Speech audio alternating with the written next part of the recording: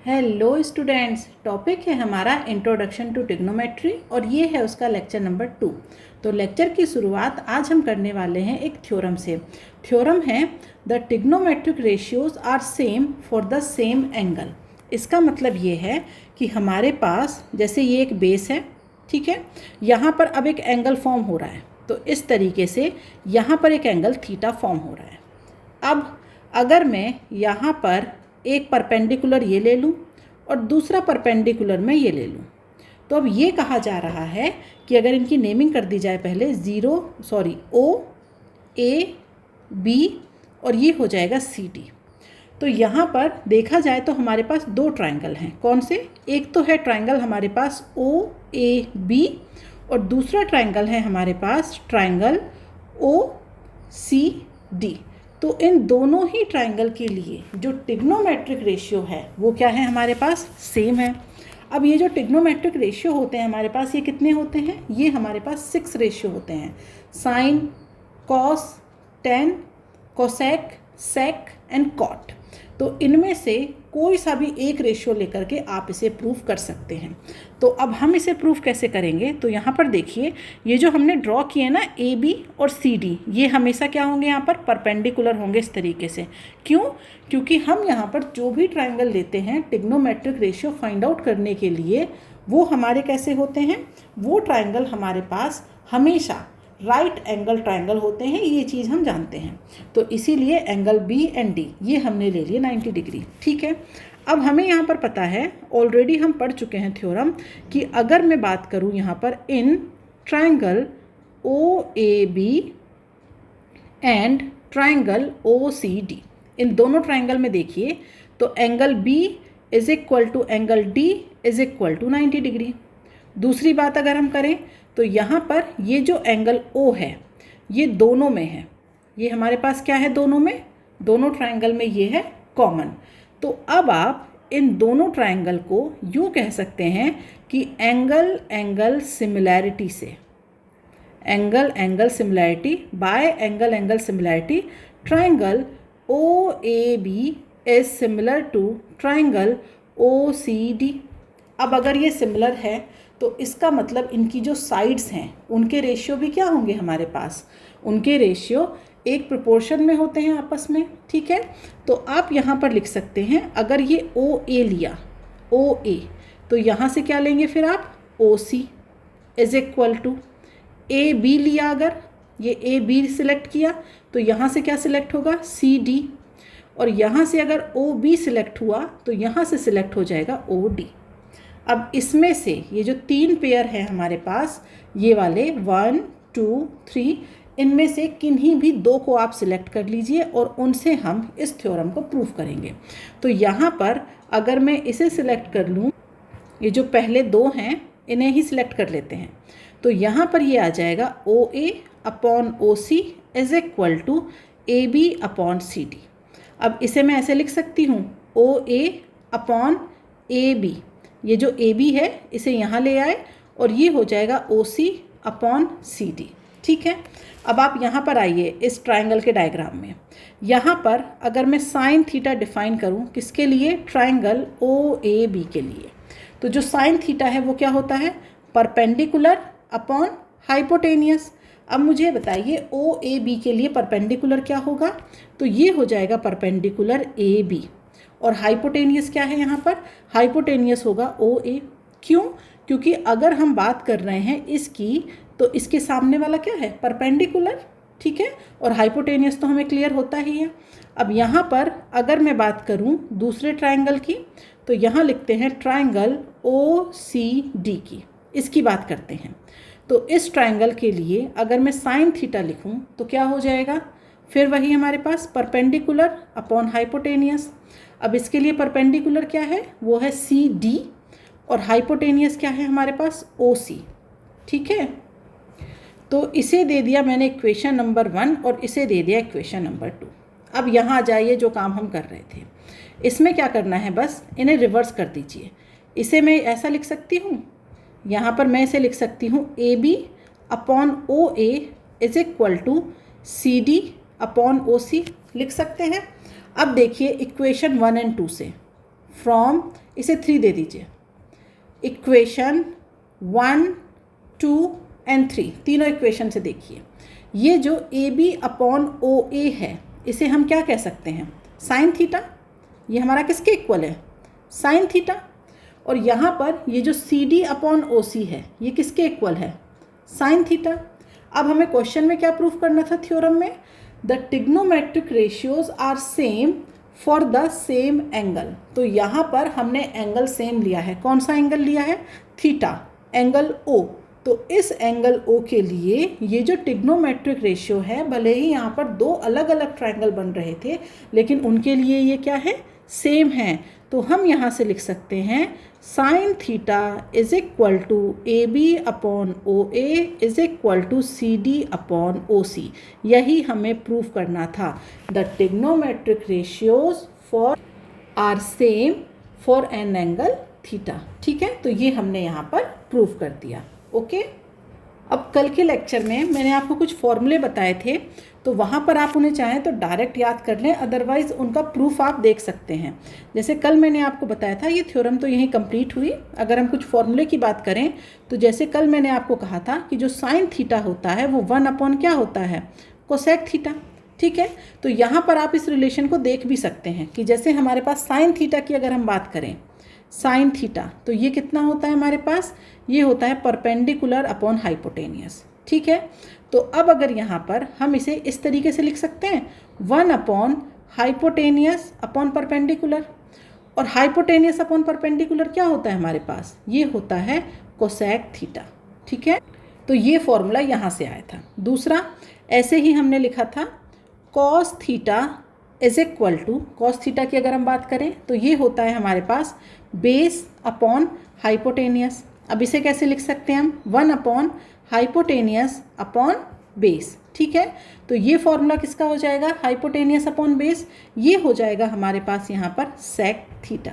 Okay, इसी तरीके से अगर हम यहाँ पर लिखें टेन थीटा, तो टेन थीटा हमारे पास क्या था, ये था परपेंडिकुलर अपॉन बेस। तो इसे आप लिखेंगे 1 अपॉन बेस अपॉन परपेंडिकुलर, तो इसे लिख सकते हैं 1 अपॉन कॉट थीटा। तो यहाँ से ये फॉर्मूले आए। ओके, अब हम आ जाते हैं आज के क्वेश्चन नंबर 1 पे। क्वेश्चन नंबर 1 में कहा गया है, in each of the following one of the 6 trigonometric ratios is given, find the values of the other trigonometric ratio. ठीक है, तो बहुत ही आसान है ये क्वेश्चन। इसमें हमें क्या करना है कि जैसे हमें यहाँ पर साइन ए कहिए या साइन थीटा कहिए, इसकी वैल्यू गिवन है, तो सबसे पहले यहाँ पर डायग्राम ड्रॉ करते हैं कि अगर हम डायग्राम के थ्रू देखें तो परपेंडिकुलर क्या और बेस क्या। तो एक क्वेश्चन पहले हम डायग्राम की हेल्प से करेंगे। तो इसे मैंने कह दिया ए बी सी। अब ये जो एंगल बी है ये तो हो गया हमारा राइट एंगल। अब बाकी जो एंगल ए है और सी है, ठीक है, उनमें देखेंगे। तो यहाँ पर पहले देखिए, अगर हम लिखते हैं साइन थीटा, तो साइन थीटा हमारे पास क्या होता है, तो साइन थीटा होता है परपेंडिकुलर अपॉन हाइपोटेनियस। ठीक है, तो अगर मैं यहाँ पर एंगल सी ले लूँ, एंगल सी के रिस्पेक्ट में कैलकुलेशन करूँ मैं, तो एंगल सी के रिस्पेक्ट में जो परपेंडिकुलर है वो हमारा क्या हो जाएगा, मतलब इस एंगल को मैंने कहा ए, क्योंकि यहाँ पर साइन ए की बात हुई है, तो ये हो जाएगा हमारे पास एंगल ए। तो एक काम करते हैं, इस ट्रायंगल का ना नाम कुछ और ले लेते हैं, नहीं तो कन्फ्यूज़न ना रहे कि ये एंगल ए बी सी क्यों है। मतलब एंगल ए है यहाँ पर और इन्हें भी ए बी सी माना है ना, तो इसीलिए इसकी नेमिंग चेंज कर देते हैं। तो मैंने इस ट्रायंगल को पी क्यू आर मान लिया। तो अब यहाँ पर ये जो साइन थीटा होता है इसका फॉर्मूला क्या होता है, ये होता है परपेंडिकुलर अपॉन हाइपोटेनियस। तो अब यहाँ पर देखिए हमें किसकी वैल्यू दी गई है, यहाँ पर गिवन है sine A is equal to 2/3। अब ये जो साइन ए है मतलब इसे आप कह सकते हैं साइन थीटा। तो यहाँ पर आपको एक एंगल थीटा मानना होगा। अब ये थीटा आप किसे मान सकते हैं, आइदर पी को मान सकते हैं या फिर आर को मान सकते हैं। अगर आप इस पी को मानेंगे तो ये जो आपका परपेंडिकुलर है वो क्या हो जाएगा, क्यू आर, और बेस क्या हो जाएगा, पी क्यू। लेकिन अगर आप आर को मानेंगे थीटा तो आपका परपेंडिकुलर क्या हो जाएगा, पी क्यू, और बेस क्या हो जाएगा, QR। तो ये डिपेंड करता है कि आप कौन से एंगल को लेकर के कैलकुलेशन कर रहे हैं, ठीक है। तो देखने में मतलब जब हम इस तरीके से किसी ट्रायंगल को कंसीडर करते हैं तो देखने में कौन सा एंगल ठीक लगता है, नीचे वाले एंगल को ले लीजिए। तो यहाँ पर अगर मैं इस एंगल R को ही क्या मान लूँ, ये है हमारे पास एंगल A। तो अब देखिए परपेंडिकुलर क्या हो जाएगा हमारे पास, यहाँ पर PQ हो जाएगा परपेंडिकुलर। तो परपेंडिकुलर की वैल्यू क्या गिवन है, 2 अपॉन में क्या आ जाएगा, हाइपोटेनियस। तो यहाँ पर ये जो हाइपोटेनियस है इसकी वैल्यू कितनी गिवन है, 3, ठीक है। तो यहाँ पर एक वैल्यू हो गई 2 और एक वैल्यू हो गई यहाँ पर 3। तो हमें वो जो बाकी 6 क्वांटिटीज़ निकालनी है, बाकी 5 क्योंकि एक तो हमारे पास है, तो उसके लिए हमें क्या चाहिए, बेस की भी रिक्वायरमेंट है। तो हमें यहाँ पर बेस की वैल्यू फाइंड आउट करनी पड़ेगी। तो यहाँ पर बेस फाइंड आउट करने के लिए हम क्या करेंगे, हम लगाएंगे पाइथागोरस थ्योरम। तो उससे हम यहाँ पर लिख सकते हैं 3² = 2² प्लस, इसे मान लिया मैंने बेस, तो इसे मैंने b लिख दिया, इसे कर दिया हमने b का स्क्वायर। तो दैट मीन्स ये जो बेस है ये हो जाएगा हमारे पास √5। तो अब देखिए बाकी की जो अदर 5 क्वांटिटीज़ है वो हम कैसे निकालें। तो साइन तो हमें पता है, बाकी हमें क्या निकालना है, हमें निकालना है cos थीटा और क्या निकालना है, tan थीटा। तो यहाँ पर थीटा की जगह हम यूज़ करेंगे a।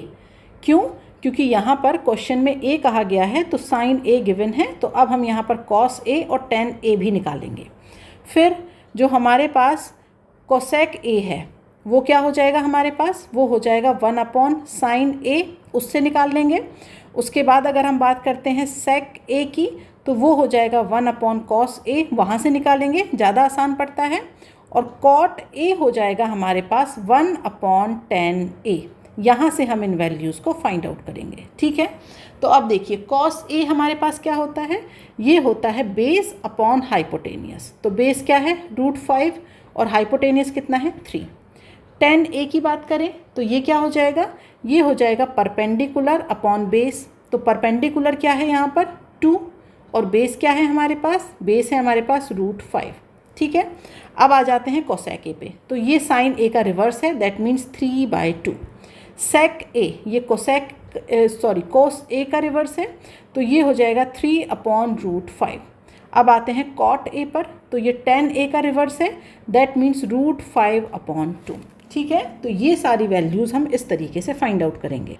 तो ये तो था इसका पार्ट 1। अब इसी में आगे आ जाते हैं, यहाँ पर हमें cos a गिवन है। तो अब देखिए डायग्राम बनाने की ज़रूरत नहीं है। तो यहाँ पर अगर मैं लिखूँ cos a, तो cos a का फॉर्मूला क्या होता है, ये होता है बेस अपॉन हाइपोटेनियस। तो यहाँ पर बेस अपॉन हाइपोटेनियस तो आ गया कि यहाँ पर बेस की वैल्यू हो जाएगी 4 और हाइपोटेनियस हो गया 5। तो अब हमारा क्या बचा है, परपेंडिकुलर।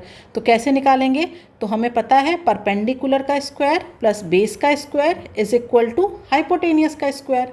तो यहाँ पर परपेंडिकुलर तो हमें पता नहीं, बेस का स्क्वायर कितना हो गया 16, हाइपोटेनियस का स्क्वायर कितना हो गया 25। दैट मीन्स यहाँ से जो परपेंडिकुलर है वो हमारे पास कितना आ जाएगा 3। अब हमें परपेंडिकुलर पता चल गया। अब बाकी की क्वांटिटीज़ निकाल लेंगे। यहाँ पर क्या करेंगे, अब साइन a, तो साइन a हमारा क्या होता है, परपेंडिकुलर अपॉन हाइपोटेनियस। तो परपेंडिकुलर क्या हो जाएगा 3 और हाइपोटेनियस कितना है हमारे पास 5। इसके बाद कॉस तो निकल गया है। अब बात करते हैं tan a की। तो tan a हमारे पास क्या हो जाएगा, परपेंडिकुलर अपॉन बेस। तो परपेंडिकुलर कितना है 3 और बेस कितना है हमारे पास 4। अब इसके बाद हम आते हैं कोसेक a पर। तो ये हो जाएगा 1/sin a, 1/sin a, that means 5/3। उसके बाद आते हैं हम सेक a पर।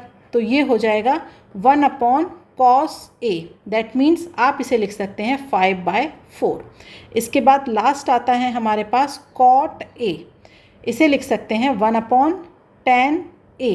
तो ये हो जाएगा 4/3। तो बाकी की सारी वैल्यूज़ निकालना बहुत आसान है, बस आपको फॉर्मूला याद होना चाहिए। अब जैसे नेक्स्ट पे आ जाते हैं, थर्ड पार्ट पे।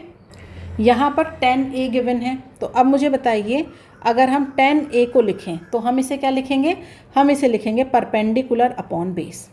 अब यहाँ पर परपेंडिकुलर कितना हो जाएगा, वैल्यू 11 है ना, तो हम इसे लिख सकते हैं 11/1। तो इसका मतलब जो परपेंडिकुलर है वो तो हो गया 11, जो बेस है वो हमारे पास कितना हो गया 1। अब क्या बचा फाइंड आउट करने को, हाइपोटेनियस की वैल्यू चाहिए हमें। तो इसका मतलब हम इसे लिख सकते हैं h square is equal to P square plus B square. That means यहाँ से आप लिख सकते हैं h square is equal to 11 का स्क्वायर 121 और बेस कितना है 1, तो ये हो जाएगा hypotenuse is equal to root 122। अब आप बाकी वैल्यूज़ कैसे निकालेंगे, तो यहाँ पर एक दो वैल्यू निकाल के बता देती हूँ मैं आपको कि जैसे साइन ए निकालना है, तो साइन ए हमारे पास क्या होता है, ये होता है परपेंडिकुलर अपॉन हाइपोटेनियस। तो यहाँ पर परपेंडिकुलर की वैल्यू कितनी है 11, हाइपोटेनियस कितना आ गया है रूट 122। अब साइन निकल गया, कॉस की बात करें तो कॉस ए ये हमारे पास क्या हो जाएगा, बेस अपॉन हाइपोटेनियस।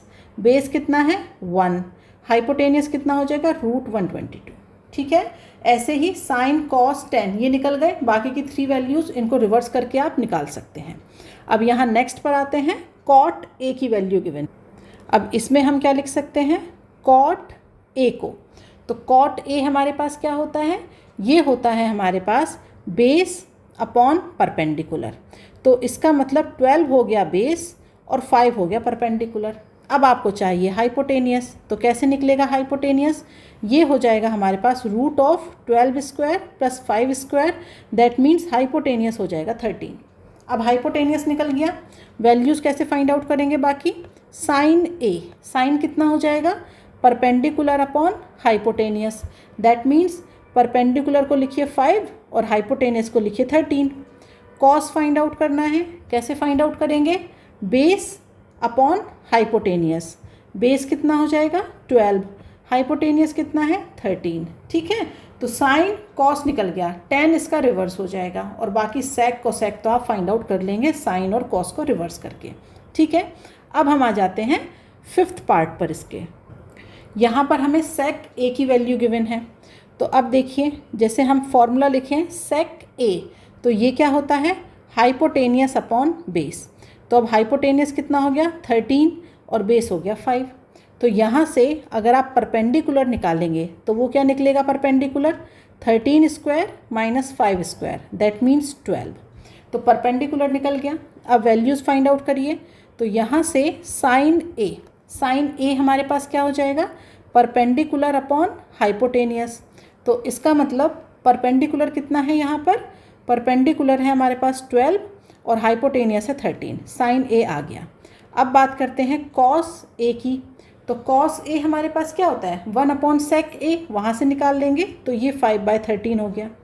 अब बात करते हैं टेन ए की, तो ये हो जाएगा परपेंडिकुलर अपॉन बेस, परपेंडिकुलर 12 और बेस कितना है 5।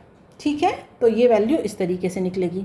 अब आ जाते हैं इसके लास्ट पार्ट पर, पार्ट 6 पर। यहाँ पर आपको कोसेक ए गिवन है रूट 10, तो इसका मतलब हम इसे लिख सकते हैं यहाँ पर cosec A is equal to root 10 upon 1। अब कोसेक ए का फॉर्मूला क्या होता है, हाइपोटेनियस अपॉन परपेंडिकुलर। तो इसका मतलब जो हाइपोटेनियस है वो तो हो गया हमारे पास रूट 10 और जो हमारे पास परपेंडिकुलर है वो हो जाएगा 1। अब यहाँ से बेस कैसे निकालेंगे, तो बेस हो जाएगा हमारे पास root of hypotenuse square minus perpendicular square. तो base is equal to root, अब हाइपोटेनियस कितना है रूट 10, तो रूट 10 का स्क्वायर क्या हो जाएगा 10 और परपेंडिकुलर कितना है 1, तो 1 का स्क्वायर 1। तो यहाँ से जो बेस है वो कितना आ जाएगा 3। ठीक है, अब फॉर्मूले लिखिए यहाँ पर, साइन ए क्या होता है ये परपेंडिकुलर अपॉन हाइपोटेनियस। तो परपेंडिकुलर कितना है आपका, परपेंडिकुलर है 1 और हाइपोटेनियस कितना है रूट 10। ठीक है, या फिर आप इसका रिवर्स कर देते तो भी फाइंड आउट कर लेते, ये रूट 10 है तो वो 1 अपॉन रूट 10 हो जाएगा। ठीक है, कॉस ए, कॉस ए हमारे पास कितना हो जाएगा, ये हो जाएगा बेस अपॉन हाइपोटेनियस। तो बेस कितना है यहाँ पर, बेस है 3 और हाइपोटेनियस रूट 10।